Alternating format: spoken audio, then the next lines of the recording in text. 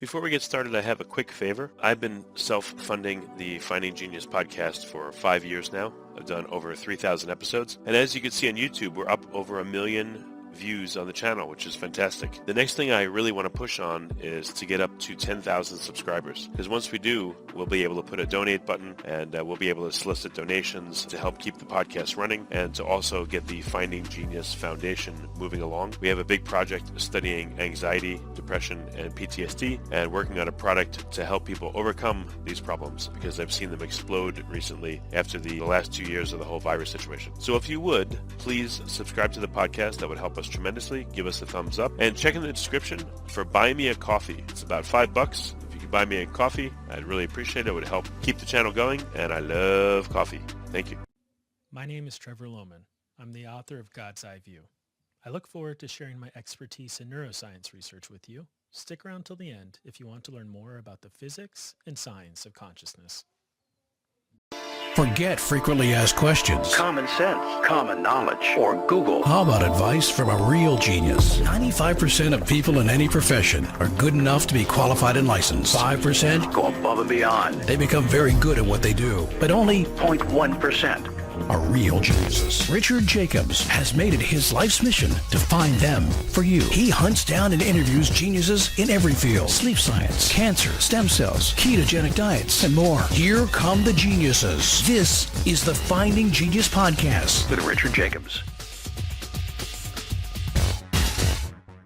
Hello, this is Richard Jacobs with the Finding Genius Podcast, now part of the Finding Genius Foundation. My guest today is Trevor Lohman. He's an author of a book called God's Eye View. Just a little bit about his background. He's a clinical neuroscience researcher focused on neurodegenerative disease research. And the God's Eye View book talks about the history of quantum physics, consciousness, and why 200 years of quantum experimentation interfaces with the existence of the supernatural and either supports it or doesn't. So we're going to explore that and some other topics. So Trevor, welcome. Thank you. Yeah, thanks for having me, Rich. Yeah, just tell me a bit about your background. So you're into neuroscience and all that, but then we're going to be talking about questions of faith. So how did the two intersect for you? Yeah, sounds great. Yeah, so I'm a neuroscience researcher. I do clinical neuroscience research. So that means that I don't generally study these kinds of topics. I study humans, observational research and analysis, trying to figure out what causes diseases like Alzheimer's and Parkinson's and stroke. So that's my day job. So by day I do that. But over the past, I'd say 5 years or so, I've kind of been diving into the other side of neuroscience research in my spare time, which is the neuroscience of consciousness. I was kind of,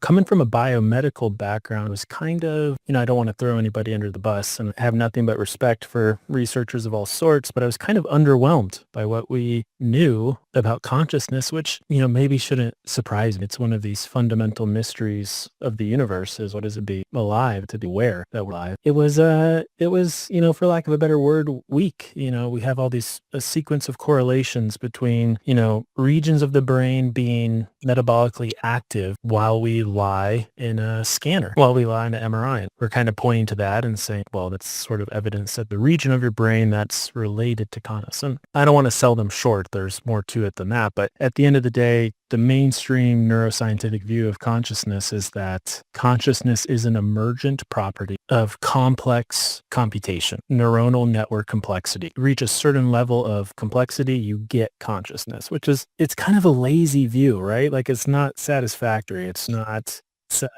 an explanatory theory. So it's like saying millions of years of random mutation magically led to X, Y, Z and everything we see. Yeah, it's a good point because in a sense, abiogenesis, which is, not related to evolution, it's the origin of first life from now. It's sort of kind of a similar explanation. It's like, yeah, with enough time and random interaction, emergent amazing things can happen. And I'm not claiming that they can't. I just think as a scientist, as interested people, we should be able to explore these ideas about sort of someone saying like, well, we already figured it out because, we have it. It's all very speculative. So, one of my big areas of focus is fMRI research, which is sort of the right tool. It's a tool that people use in consciousness research. And I just wasn't impressed. So I said, well, who else is dealing with this stuff? And it's really the physicists. The physicists are the only group that's trying to tackle these kind of big questions, theoretical. So I did kind of a deep dive, I'm like, hey, what do these fathers of science, what did they believe? And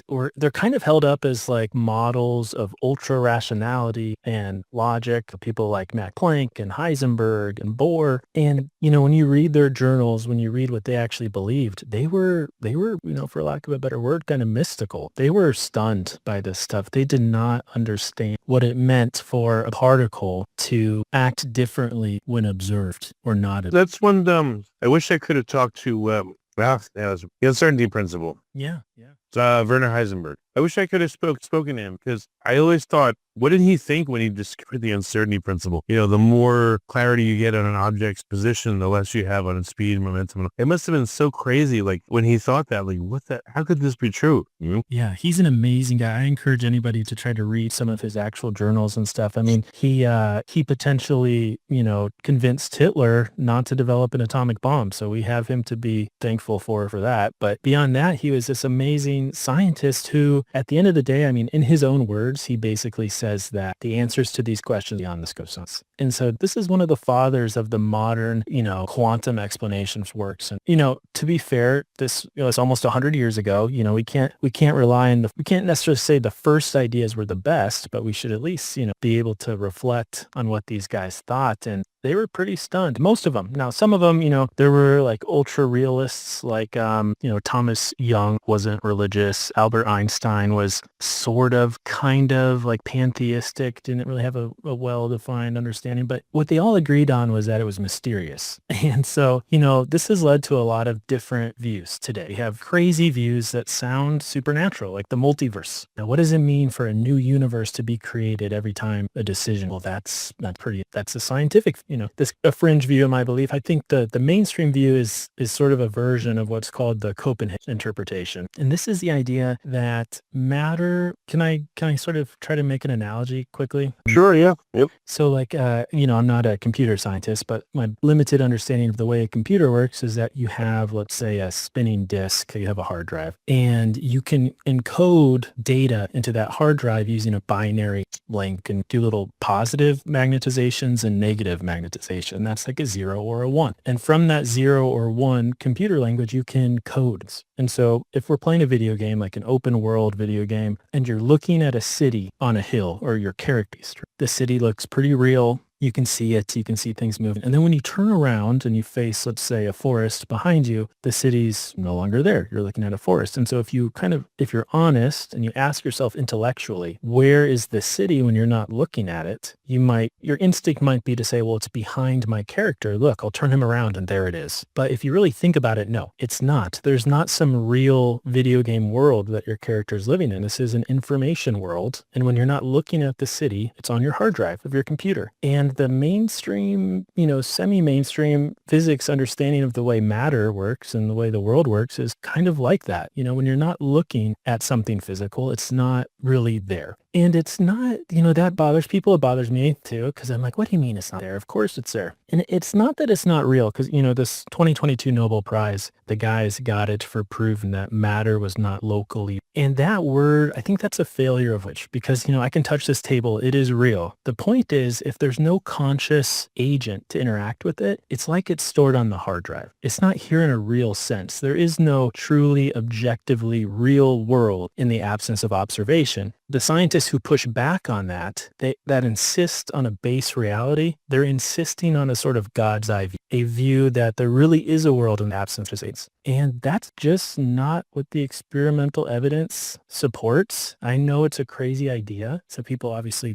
What's an example of an experiment that elucidate? Is this like the double slit experiment, or like what kind of experiment elucidates this? Yeah, that's, I would say, kind of like the classic experiment that's really misinterpreted. I've heard, many different explanations of it. Let's talk about it. What about it when there's observation or a lack of observation that the experiment changes? How? Sure. Okay. So we'll go back to the earliest versions of this experiment where they used light, and, they shine light at two slits. And if light was a particle, you'd expect to see like a those two slits, like let's picture a flash, and you put a metal plate in front of the beam of the flashlight with two vertical slits, and then we allow that light to shine the back wall of your. If light was a particle, you'd almost expect that plate to act like a stencil with spray paint. You would expect to see like two vertical bars on the back wall, but that's not what you see at all, because what happens is when the light passes through those slits, it creates two new light sources. So you no longer have a single flashlight, you have two slits emitting light, and those slits of light interact and interfere with each other like waves in a pool. And so you see kind of a ruffled interference pattern on the back wall. And, when Thomas Young did that experiment 300 years ago, they said, oh, light's a wave. And we kind of forgot about it 100 years. But then some experiments were showing that light is actually a particle, which conflicted with that earlier. And so they were trying to test this. What is light a wave or a particle? And so this guy, G.I. Taylor, he figured out a way to send a tiny little packet of light one at a time, kind of forcing it to act like a particle. We want like one photon at a time? Exactly. They didn't even call them photons back then, but exactly. That's what it was, one photon. And so if you send one photon at a time at a double slit, you're forcing an outcome. It's a particle. It has to be a particle. So you would expect to see two bars on the back wall, on the photoreactive film in the back of your experimental apparatus, but you still see an interference pattern. And so this is kind of a problem, because how can light waves interfere with each other if there's only one particle passing through one slit? It invoked all sorts of weird ideas about time travel and weird intelligence ascribed to a photon that didn't make sense. So they said, okay, we'll figure out a way to do this where we measure what slit the photon passes through. And so when they do that, when they attempt to observe the photon, because, the photons, you can't see it, so you have to measure it with a device. As soon as you try to measure it, it collapses into physical particle, and you no longer get an interference pattern. You get two vertical bars. Before we continue, I've been personally funding the Finding Genius podcast for 4.5 years now, which has led to 2,700 plus interviews of clinicians, researchers, scientists, CEOs, and other amazing people who are working to advance science and improve our lives and our world. Even though this podcast gets 100,000 plus downloads a month, we need your help to reach hundreds of thousands more worldwide. Please visit findinggeniuspodcast.com and click on Support Us. We have 3 levels of membership from $10 to $49 a month, including perks such as the ability to see ahead in our interview calendar and ask questions of upcoming guests, transcripts of podcasts you're interested in, the ability to request specific topics or guests, and more. Visit findinggeniuspodcast.com and click Support Us today. Now back to the show. Does that matter if you monitor one slit or both slits? It doesn't. You can look at them both. And so they go, okay, well, let's try this with electrons, because photons are weird. Light is funny. It could be some type of weird, like maybe the sensor is interacting with the photon in this weird way that it changes behavior. So they go to electrons, and you see the exact same thing with electrons. Whether you send one at a time, whether you send thousands at a time, if you try to measure which slit the photon passes through, you get two vertical bars. If you don't measure, you get an interference. And then they go, well, electrons are weird too, right? They're these tiny little subatomic particles. Who really knows? So they start doing it with molecules. They start doing it with big moles, 1,000 atoms, 2,000 atom. They start doing it with amino acids. And no matter what particle you try to pass through a double slit, if you don't measure which slit it passes through, it behaves like a wave. And so there's a series of experiments that just balloon out of this, where they start entangling particles, and they realize that, if one particle turns left at a decision point, the entangled particle on the other side of the world will turn right. And, if anyone's interested in this stuff, I encourage you to look and do it. There are principles of the way that these subatomic and even, molecular pieces of matter behave that just don't fit with the classical Newtonian understanding of the way it works. And so that right there is exciting right off the bat. But then, okay, what does this have to do? Right. So if I can sort of make another kind of analogy or illustration. Well, one second. If you put a detector on the slits of a double slit experiment and you have it passively record data and you leave the room, does that make any difference whether you're in the room just looking at the result? Right. And so that's an actually interesting question, because there's this question of, is there a difference between observation and measurement? And that's something that's kind of difficult to tease out, because you can't see these particles. And as soon as you can see them, time, it kind of becomes impossible to do the experiment, right? Because you can't not, you know what I mean? So the best way to do it is to try to measure it. And whether or not there's an observer in the room with an invisible particle that you can't see doesn't affect it. And so You can come in later, look at the recordings, and the same thing. Doesn't matter if you're there to see it in person or not. if you have a way to determine what slit the particle passed through, then it will behave like a particle. If you don't, it doesn't. And it doesn't matter if you put the detectors before the slit or a mile after them, which they've done with like fiber optic cable and things. It doesn't matter. And so they've used fiber optic cables to do like with interferometers, which are like these little switches, and they've shot photons through fiber optic cables. And if you're recording the direction that it goes, it appears to go both, aren't it done? So it's... Wait, so if the quote unquote screen is a mile behind the slits and you're measuring whether, a photon has hit one part of the screen or another, it still gives you the same result as if it was like 5 feet away. Exactly. Yeah, that's crazy. Whereas Albert Einstein said spooky action at a distance. Yeah. Yes, and when he said spooky action at a distance, he was talking about entanglement, which is another amazing aspect of these particles.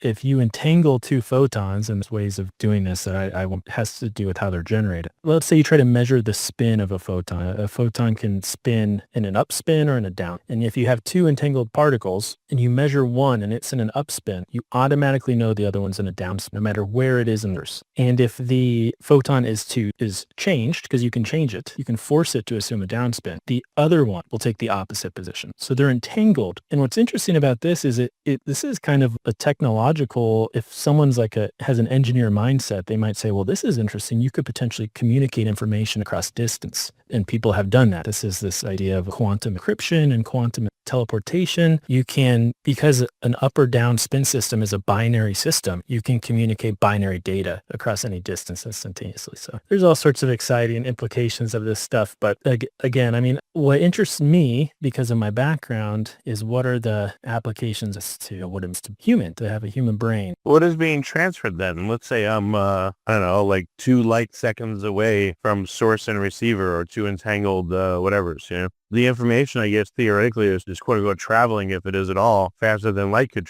travel. Right. How's that possible? Well, Einstein said it wasn't. This bothered him because it violates special relativity. And so, but, if we are to trust the prevailing mainstream scientific wisdom, we've demonstrated and taken an experimental over and over again. And so, what is being transferred? Well, as far as we know, there's no signal. We can't detect a signal between the two photons. We just know if one photon is assuming one state, its entangled photon is assuming the opposite state. And so we could, it's a binary system. So you could potentially code binary information between receiver and sender. And there are satellites of this that can communicate information from receiver to satellite.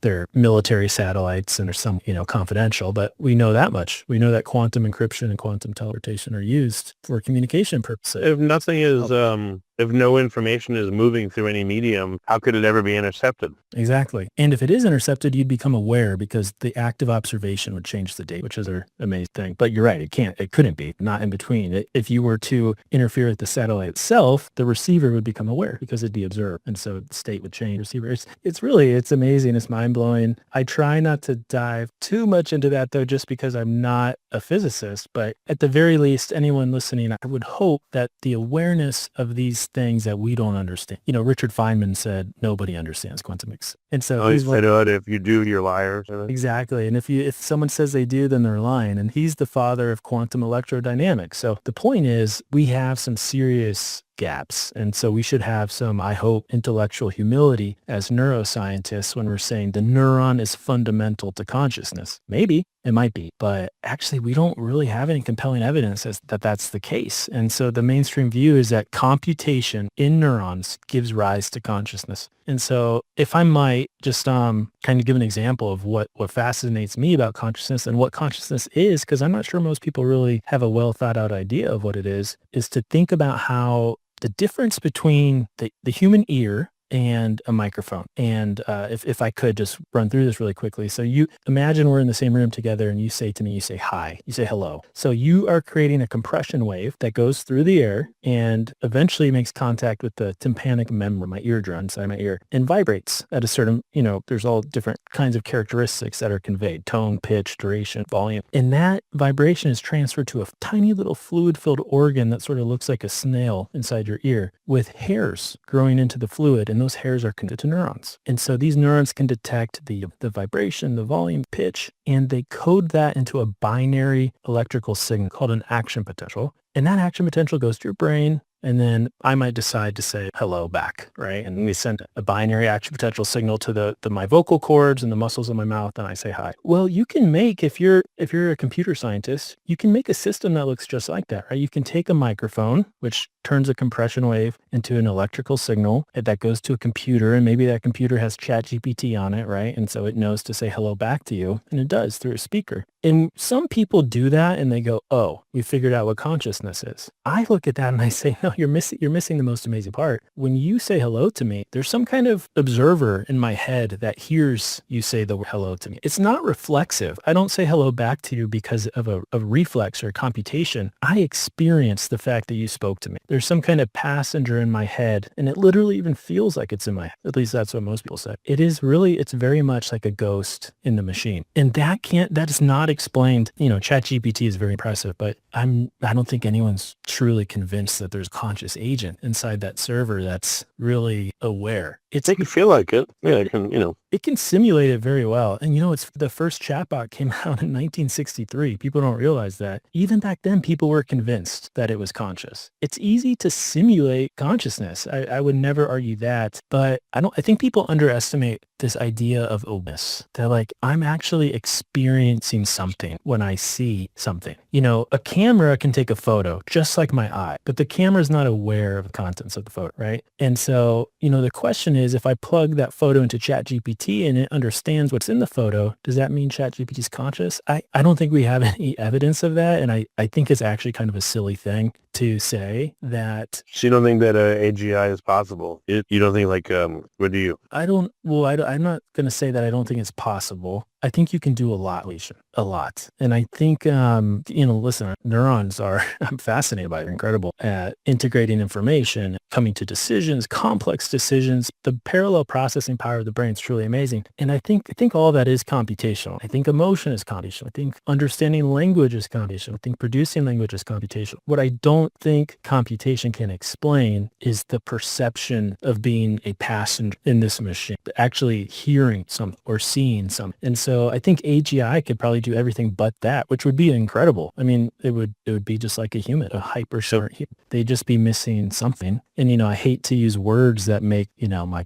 probably shudder, but it's something akin to a soul, or maybe perspective is a less offensive word. It's hard to computationally generate perspective. And no modern theory of consciousness comes close to explaining. So what are you trying to figure out in God's eye view in your book? Well, I want to know the answer to this story. I can read the Neuroscience of Consciousness research. It's not a foreign language to me, and so I could see how incomplete it was. So I wanted to say, well, what's the history of this? What do the great fathers of science say about this phenomenon of being aware? And that took me down this road of theoretical physicists and debates in Denmark between Einstein and Bohr, and how has your perception been refined or changed in doing the research for the book? My perception on consciousness? Yeah, consciousness and, any quantum issues, et cetera.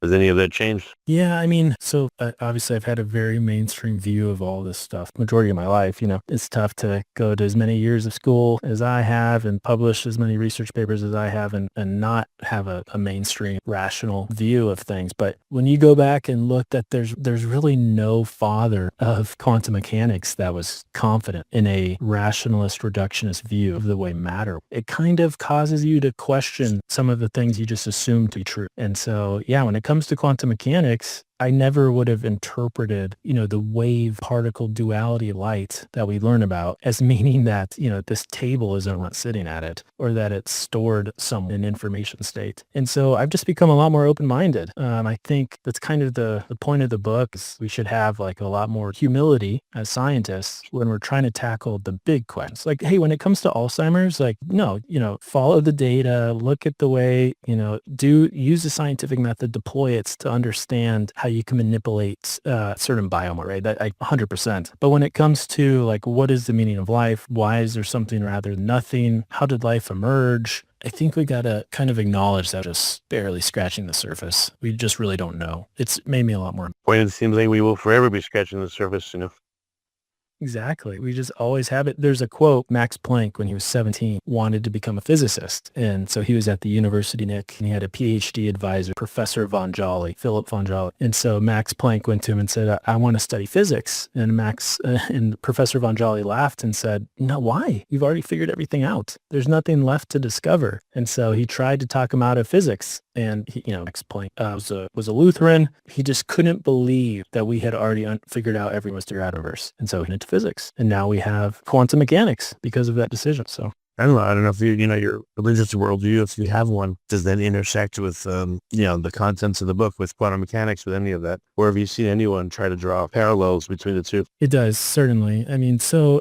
I've been an atheist my entire life, not since birth, obviously, but at some point you start wondering and you start looking around, and I felt like everyone who was religious was certain, like they just seemed to know for sure. And that bothered me because I just feel like there's no way to, and, I still kind of feel that, but so that pushed me into science. And so I was learning about, I was a child of the 90s. So this was like an exciting time in science. Science felt very curious. We're doing Human Genome Project and doing all this amazing stuff in space. And it felt humble and open-minded, and it felt like the right tool for the job. And I love science. I'm a scientist. But now, after being in the field as long as I have, there's sort of this certainty that some scientists get. Not all, actually. I think people are wrong to believe that scientists aren't humble and curious in some cases. But as a field overall, I'd say we've kind of developed like a scientism where we feel like we've kind of answered all of the big questions. And I think the book is sort of a rebuke of that. And so once you lose that certainty about the scientific explanations of the universe, you can't help but start to wonder, like, well, what else is out there? So I've become a lot more open-minded. I've, even gone so far as to occasionally call myself a Christian, which I couldn't ever have imagined saying when I was, 2020. So yeah, I mean, being intellectually humble, like I think the fathers of science were, many of them, most of them, it makes you a lot more open-minded to the potential for a supernatural explanation, or at least an explanation that we can't yet understand. All right. So what else is explored in the book? Like I don't know, what do you feel like, when I've taught stuff to people, I feel like I learn a lot. When I've written about stuff, I feel like I learn a lot. Like, what do you feel you learned by writing the book? I learned a lot about free will. Is it your free will that made the book? Maybe, I think it might have been. I was not familiar that there was such a big field of free will research and of neuroscience research. And I wasn't aware of how many books have been written on the topic. And even one of kind of like my heroes, because he's a genius, Robert Sapolsky. I love his work. Oh yeah, I've interviewed him. So he's cool. Really? Yeah. 8 months ago, yeah. He's kind of come out very much against free will, and he has some great books. And he, in some of his interviews, he's very open that he's had a lot of religious trauma in his life, like in his teens. And so he does, it kind of seems like he is on a mission to sort of disprove in some of his more recent books, free will. And, I think people should explore his arguments because they're interesting. And they do tend to rely on, though, there being a relationship between biology and behavior. And I would never argue that that's not gay, right? Like, look at if you have someone who's an alcoholic in your life, an addict, like clearly there's a relationship between biology and behavior. So like if you're a blind mole rat, a naked mole rat, or you're an eagle, you live two completely different lives. And so, of course, your biology shapes, like, how you interact with the world. Exactly. Yeah. Yeah. And so he talks about the hungry judge effect, which shows that, the severity of criminal sentencing is highly correlated with how many hours since the judge has ate. And, that's interesting. Yeah. Biology is related to behavior, but I don't think that disproves free will. And the analogy I think people use that I like is, if someone's driving a car, they're in control of the car. They're like a free agent, right? But you're still limited by the engineering of the car, right? You can't fly. You're not in total control. You sort of try to follow the rules of the road. And yeah, if someone cuts your brake lines, you can't stop. So just like an addict is going to be yoked to their biological drive. I mean, maybe they just physically can't stop because of something going on in their brain or, neurological disease. If you're schizophrenic, there's certain things you're not the ultimate authority of your life, but there's still an agent inside of you, the perspective and with will. And, recovery is an excellent example of that. An addict who beats addiction. If that's not evidence of free will, I'm not sure what is. So that was a fun topic. I wrote a lot about AI, and the inventor of the first AI and the inventor of the first microprocessor, these guys all have beliefs that are pretty similar to Heisenberg and Max Planck when it comes to, consciousness. So that was fun. Well, what does it tell you? I mean, I'm trying to find the answer to this question through interviews lately, but what has happened or changed in AI for all of a sudden now it to be a lot more useful? I don't know if it has emergent properties, but it seems to all of a sudden. Is it just there's one more layer of perceptrons, whatever you call them, in your AI system, and now all of a sudden it works better? Like, what do you think has happened there? I know it's not an emergence of consciousness, but something seems to have changed. I agree. I mean, I find it useful for certain things. Absolutely. If I'm trying to come up with a bit of code to run a specific statistical analysis and it's a type of package that I've never used before, oh yeah, AI is great for that. It can do some incredible things.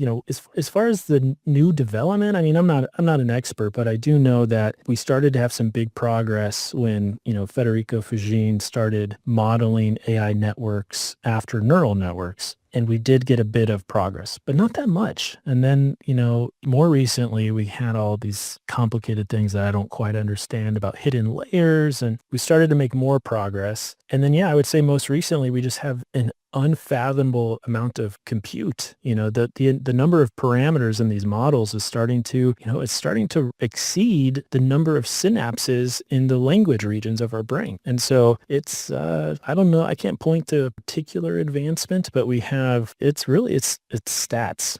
They're predicting the next best word. They're predicting the next best sentence. They're predicting the next best response to make you happy as the user, to provide you with a satisfactory response, which is why it will lie, it will mislead, because ultimately its goal is to find the answer that statistically makes its user most happy. So, and we all know that those aren't great. You don't want too many of those in your life. So I think it's super impressive. I love technology, I love science, but I just, I don't think that, I do see a lot of people pointing to that and saying, figured out consciousness. We figured out what it means to be able to create intelligence. And, it is intelligent. It's definitely intelligent, but I don't think it's conscious. I don't think it's aware. And I don't believe that it has a neat perspective. I think that's something that actually, Well, I think it could, have certain equations that are complicated enough that you have you don't just have an answer, but you have like a whole landscape of answers. There's local minimums and maximums. You can get trapped and all that stuff. I think AI is able to explore, because of the brute force, more of the answer landscape for a given system. So then, there's stuff that you think about that comes out. But I don't think it's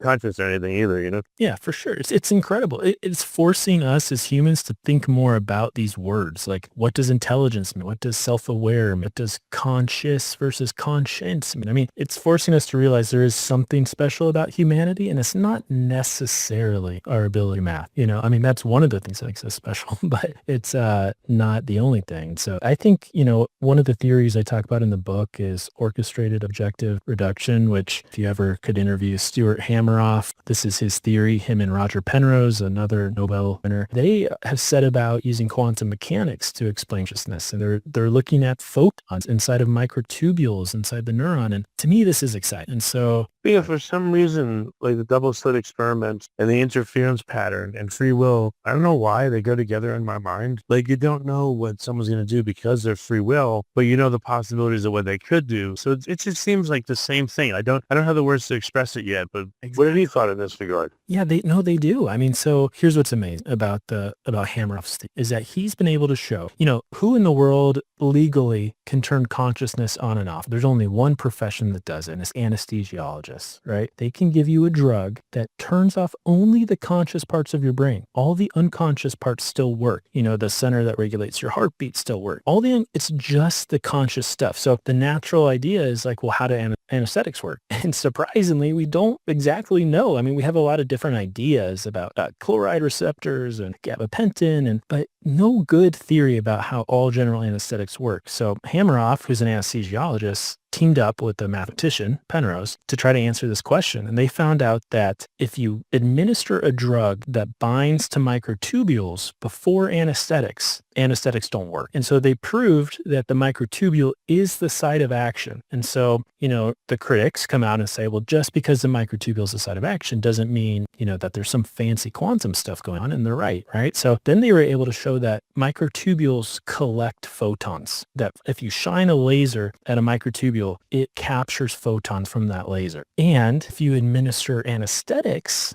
they don't. And so they've been able to demonstrate that light and anesthetics in photons are related. And so, that's not an explanatory theory either, but what's interesting about that is photons can communicate information across any distance. We know that about entanglement. So there's something kind of exciting about photons in microtubules in neurons being the site of consciousness, because it sort of implies this idea that, Nikola Tesla talked about and many others talked about is that the brain is kind of like a receiver. And again, this is wild speculation, but it's just as speculative as mainstream consciousness. So I hope people continue it. Yeah, no, I agree. In a human cell, where is the life in the cell? If you started chopping it up into pieces, at what point would it be dead? At what point is it alive? Like, where is the life in my body? My head, my eye, my leg? Yeah, it's weird. Or the fact that, we're composed of trillions of cells, trillions of bacteria, viruses, yeast, fungi, blah, blah. But yet we feel like one thing that acts in a concerted way. Why? Exactly. This is the type of humility and curiosity that I wish, every scientist had.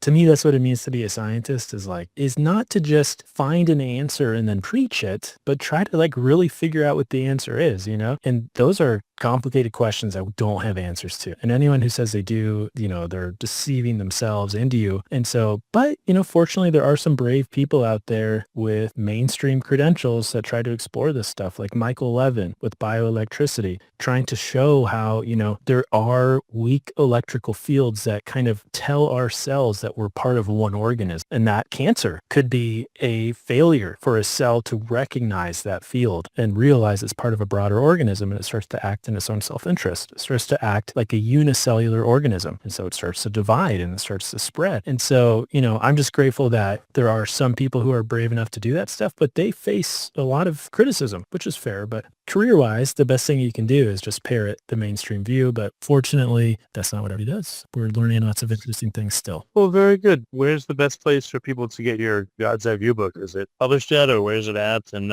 it's Amazon. So Amazon is the place to go. Softcover, hardcover, audiobook, ebook. Yeah, just check it out. God's Eye View by Trevor Lohman. How the most beautiful experiment changed our perception, God, consciousness, of itself. But then where else can people see more of your work and find out more about you? So, again, by day, I do mainstream stuff. So if you're interested in neuroscience research, you can look up some of that. I also have a podcast with a buddy of mine called Happy Fools, but it's just for fun.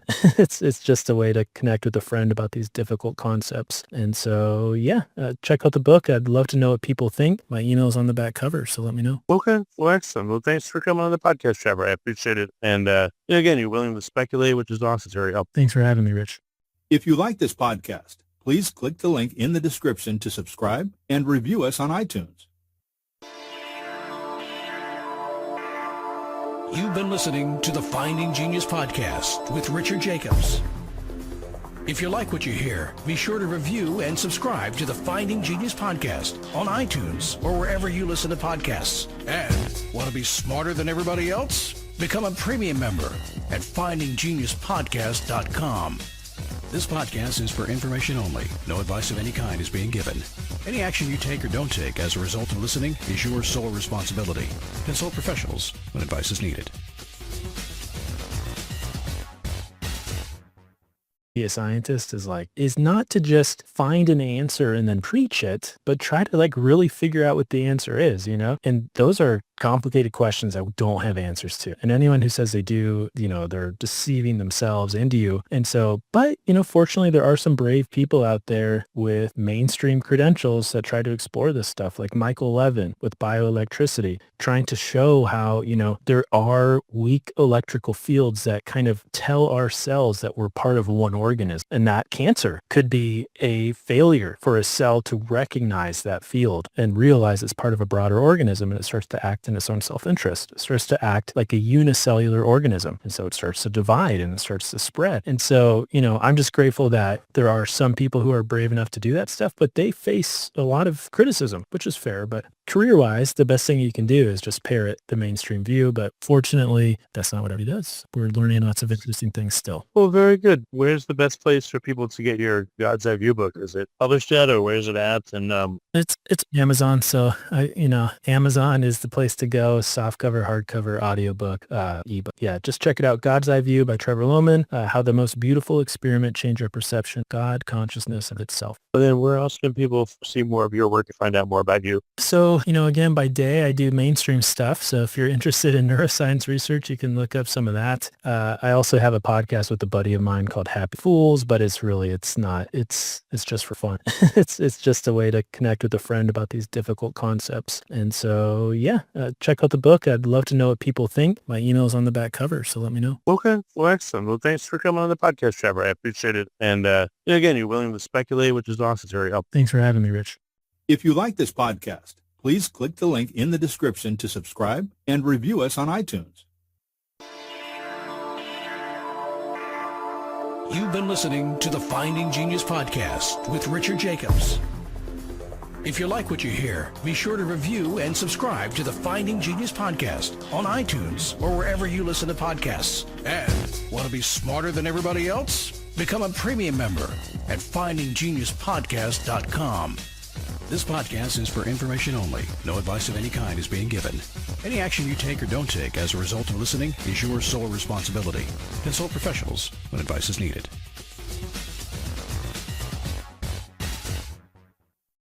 At findinggeniuspodcast.com. This podcast is for information only. No advice of any kind is being given. Any action you take or don't take as a result of listening is your sole responsibility. Consult professionals when advice is needed. Advice is needed.